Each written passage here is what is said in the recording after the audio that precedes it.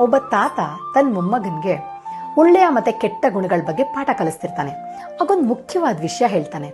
ಮಗು, ನಮ್ಮೆಲ್ಲರ ಮನಸ್ಸಿನಲ್ಲಿ ಪ್ರತಿ ಕ್ಷಣ ಎರಡು ಶಕ್ತಿಶಾಲಿ ತೋಳಗಳ ನಡುವೆ ನಿರಂತರವಾಗಿ ಹೋರಾಟ ನಡೀತಿರುತ್ತೆ.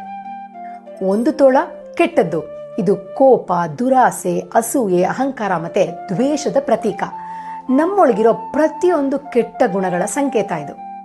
ಮತ್ತೊಂದು ತೋಳ ಒಳ್ಳೇದು, ಇದು ಪ್ರೀತಿ, ನಮ್ರತೆ, ಕರುಣೆ ಮತ್ತೆ ಶಾಂತಿಯ ಪ್ರತೀಕ.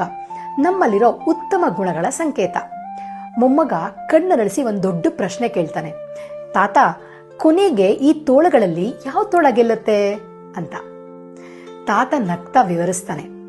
ಈ ಎರಡೂ ತೋಳಗಳ ನಡುವೆ ಯುದ್ಧ ನಡೆಯುತ್ತಲ್ಲ, ಇವುಗಳಲ್ಲಿ ಶಕ್ತಿಶಾಲಿ ಯಾವುದಿದೆ ಅದು ಗೆಲ್ಲಲ್ಲ.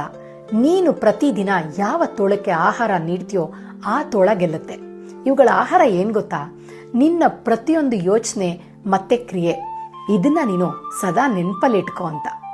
ನಾವು ನಮ್ಮ ಮನಸ್ಸಿನಲ್ಲಿ ಒಳ್ಳೆದನ್ನೇ ಆಲೋಚಿಸಿದ್ರೆ ಒಳ್ಳೆ ತೋಳ ಗೆಲ್ಲುತ್ತೆ, ಕೆಟ್ಟದನ್ನ ಆಲೋಚಿಸಿದ್ರೆ ಕೆಟ್ಟ ತೋಳ ಗೆಲ್ಲುತ್ತೆ. ಇದು ಅಮೆರಿಕದ ಆದಿವಾಸಿ ಜನಾಂಗದ ಕತೆ. ಇದರ ಅರ್ಥ ನಮ್ಮ ಭಗವದ್ಗೀತೆ ಉಪದೇಶದಂತೆ ಇದೆ ಅಲ್ವಾ? ನಾವು ನಮ್ಮ ಮನಸ್ಸನ್ನ ಹೇಗೆ ನಿಯಂತ್ರಣದಲ್ಲಿ ಇಡ್ತೀವಿ ಅನ್ನೋದ್ರ ಮೇಲೆ ನಮ್ಮ ಪ್ರಗತಿ ಅಥವಾ ವಿನಾಶ ನಿರ್ಧಾರ ಆಗುತ್ತೆ. ಇಂದಿನಿಂದ ಪ್ರತಿಕ್ಷಣ ನೀವು ನಿಮ್ಮ ಮನಸ್ಸಿನಲ್ಲಿರೋ